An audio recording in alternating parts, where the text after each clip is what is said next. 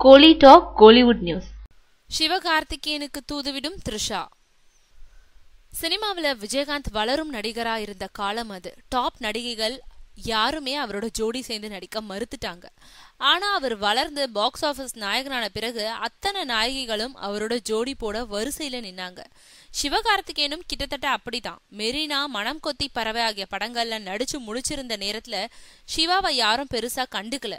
அவருக்கு ஜோடியா நடிக்க முன்னணி நடிகைகளும் தயாரா இல்ல. அந்த நேரத்துல சிவகார்த்திகேயனுக்கு ஜோடியா நடிக்க த்ரிஷா கிட்ட கேட்ட போது அவங்க மறுத்துட்டதா சொல்லப்பட்டுச்சு.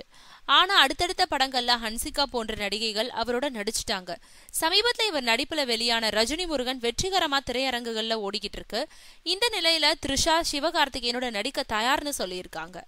அரண்மனை 2 படத்தோட ப்ரமோஷன் நிகழ்ச்சிக்காக இணையதளத்துல லைவ் சாட் செஞ்ச த்ரிஷா கிட்ட ரசிகர் ஒருத்தர், நீங்க சிவகார்த்திகேயன் படத்துல நடிக்க மறுத்திருக்கிறதா செய்திகள் வெளிவந்திருக்கே, எதனாலன்னு கேள்வி கேட்டிருக்காரு. இதுக்கு பதில் கொடுத்த த்ரிஷா, இந்த செய்தியில உண்மையில சிவகார்த்திகேயனோட இணைந்து பணியாற்ற தயார்னு சொல்லியிருக்காங்க.